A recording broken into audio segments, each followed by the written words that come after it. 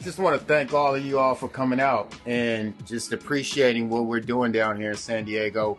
We from San Diego, and just the love the support that y'all giving right now means a lot. And growing up in Southeast San Diego, we've endured a lot of challenges, from, me personally, mom's being addicted to drugs and seeing my father murdered in front of my face. A lot of things that steered us in a negative path allowed us to be here on this very day, just expressing what we've been through, through a form of book and a form of art. You all coming out just to see what we've become and how we've overcame our challenges is a big deal. And I really appreciate the love once again, and just I hope that you all enjoy yourselves. And I would like to say thank you to my Lord and Savior Jesus Christ first, for giving me this platform. And, just allowing me to be here in front of you all. This is a big deal. I've never been in San Diego with all of my artwork, not even knowing that you all will be able to come out and support like this, and to see how many people are right here in front of my face on this day. Man, it's truly amazing. And here we are, MenTorN. He's been painting for approximately 10 years. Amazing artist. He's painted multiple of the book covers that we've put out from Walk With Me Impact, curriculums, books. The first one he did was the Raising Pimp City cover. Then he did the Youth Mentoring Curriculum. He did those covers as well. He just did the MenTorN cover, dealing with men's mental health, but not just random in general men's mental health. Particularly where this came from was dealing with the mental health of service providers.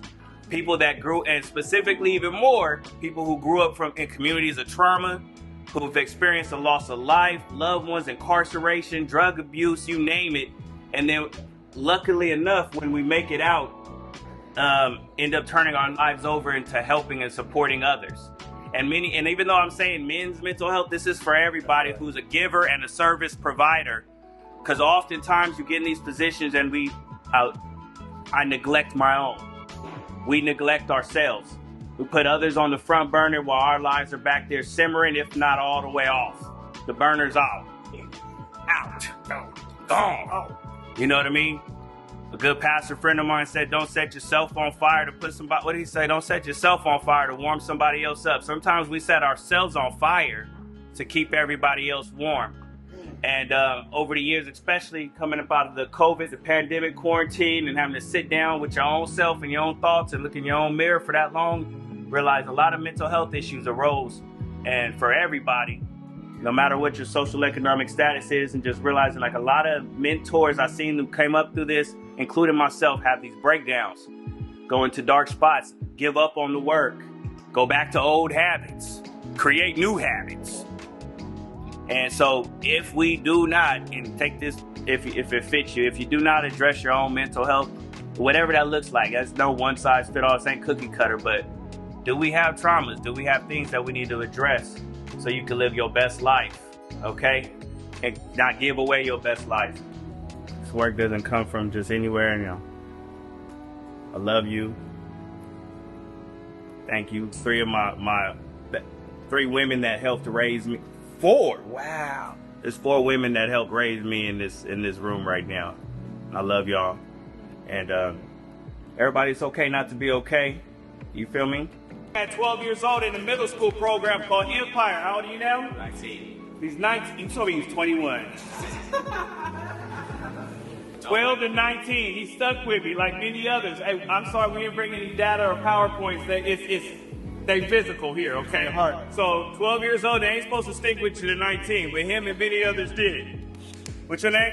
Vincent, aka college graduate. You know what I mean? Last week. Last week? San Diego State? Oh, all them ropes and things, I don't even know if they need, but you had them on you. For sure. Okay. All right.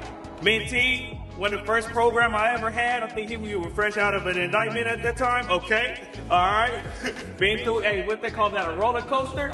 But it ain't dipping no more. It ain't dipping no more. We called it a rocket ship. It was a roller coaster. Yeah. Hey, I stacked against him. You saw this, man. He started the video off full of passion, love for the community. Man, if I see one more, anyway, it's our guy right here, Anthony. My Globio stuck with me too. He thinking my cousin, he been around me so long. That's my dude, my Globio Marquez. Hey, roller coaster. Your grandma, my grandma. That's my Roller coaster turned into a rocket ship. International speaker, co-author, trainer. Known this dude since I was 12 years old at this same middle school, at Bell. But with no program for us then, so, we had to figure it out. All right, that's it. That's all. Set the clock for the walk. Oh, A1 since day one. Your moderator. Sorry. I met this guy fresh out of Bell. I got kicked out of Bell Middle School for 2 league fights. I thought I was the super gang member at the time. I really wasn't. I was wannabe.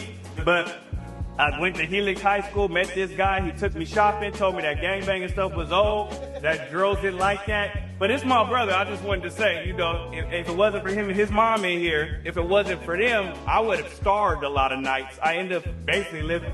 His mom's a foster mom that took care of many kids, and I was the unofficial foster kid.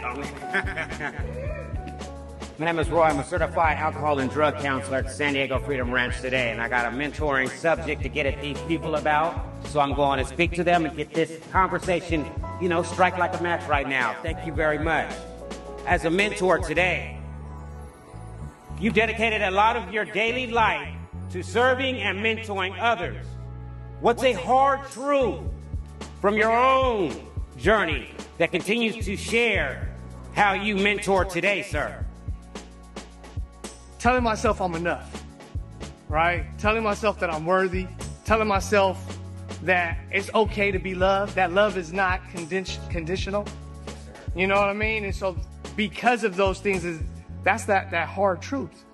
And so when I mentor, when I coach, when I speak, it's from that because I want everyone else to feel that love, to feel that they're enough, to feel that they can do whatever they want to, what they need to do. But first we got to love self. Yes, sir. So yeah, those are things that really hold near and dear to my heart because like I was saying, when I was young, I didn't feel that, right? Although both parents in the house, my dad didn't tell me he loved me till I was 40. You know what I mean? And to me, if you have a son, you have a child, why wouldn't you tell him you love him? Why wouldn't you introduce him to your family? And so I want that love that I didn't have. I want to share that love to everybody I'm around. A lot of people today tell me their parents never told them they loved them. They told them, they showed them they loved them by giving them the clothes and the hard work that they do and providing for them. And I say that's not a way of telling and showing unless you can express it from your heart with internal motivation. I understand what you're saying. Looking back on your life, what was the moment you realized you could break away from the path you were on, the mediocre lifestyle? When was the time that you knew you can break away from that type of lifestyle and create something different for yourself? When I got out of YA, when I got out of juvenile hall, I realized that the youth that I was growing up with was not living the same lifestyle as I was living. And I met somebody that was able to have the mental digestion, the mental strength to see life, how we grew up in a different way. And I think that was a complete perspective change for me for sure. They grew up in the same environment as me, the same conditions, everything the same, but they wasn't living like me, and I think that was when I was like, this is somewhere where I need to mentally digest and take this in and just realize hey, it don't gotta be how it has to be at the moment. It don't have to be how it is, how I was taught, but I can make my reality, and that young man, he changed my life forever, man. You've experienced significant adversity and challenges throughout your life. What have those experiences taught you about resilience and perseverance? So basically, it's pretty much taught me that, one, it's okay to feel pain. It took me a long time to understand that because a lot of people who've been around me, they have their parents. They either have their dad or their mom, or they have both. They got an uncle, they got something. But for me, I lost my dad when I was 14.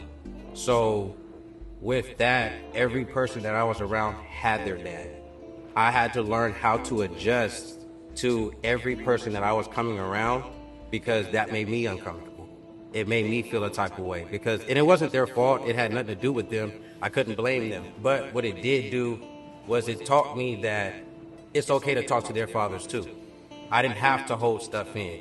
I didn't have to feel like I was by myself. But it took me a very, very long time to understand that. It was an event that I had went to in LA that it was a men's circle. And in that men's circle, it was full of ex-gang members, all from LA, never met none of them. And from that, I spoke on what happened to my father in that event, and from there, I learned it's okay. Like, I'm not by myself. I learned. So that's really what I learned. I learned it's okay. As a college graduate and mentor, how has mentorship helped redefine your understanding of manhood and leadership today? There's man codes, you know what I mean? There's street codes and so on and so forth. I look at myself as a street man growing up, or a hustling man. And now I look at myself after receiving the proper mentorship in a professional setting, in an educational setting. I got to see how my talents or my strengths that I had in these past lifestyles I was living are transferable. And the mentorship is still the same. I still have these same mentors, but they see I'm in a new environment. They say I'm on to new things, and now they're pushing me towards newer goals instead of what I had tasked. And mentorship, they played for sure. Mentorship, without the mentorship, I don't think I would have been able to be where I am today, for sure. I probably would have been elsewhere. So mentorship changes your trajectory. You got giving it out. Like running water today, huh? Hey, well, what was the most recent achievement that you had, brother? I just started my master's degree, Yeah. Oh, hey. As a young man transitioning into adulthood, how has mentorship helped shape your understanding of mental health and self-care today as we speak, sir? For me, mentorship, you know, when it has to do with mental health, I feel like it's just important as your physical health and your physical well-being. So, you know, me not having like a dad for real growing up, me always having a mentor by my side, it always helped me cope with my feelings, you know, how to relieve stress, how to work my every day-to-day life, you know, just grow and learn new things. So just the mental health is just important, just as physical health for me. What are some of the mental health habits or practices you've developed that help you stay healthy while balancing school life and service to others today? First and foremost, my kids, doing everything with my kids, being able to see my kids smile is always gives me a high mentally and makes me feel better mentally. Also, me as a child still lives inside me, and there's a lot of trauma in my childhood that today I'm able to, like, you know, for instance, all the barriers that I had as a young person, I'm able to overcome them now. I'm able to take care of myself now. I'm able to do things that I wasn't able to do as a child that I do today that, you know, I guess you would say heals my inner child. And then also living in the moment, being mindful with what's going on, where I'm at. I like to put my feet in grass, sand, and just be thankful for everything around. Ooh. What's one lesson about manhood that you've learned through your mentors that you hope to pass on to the next generation? Always keep going, keep your mind on it, do it, don't try it.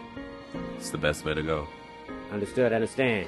Don't half-ass it, in other words. You know. Always go 100%. Thank you very much. Thanks. Bye-bye. Right.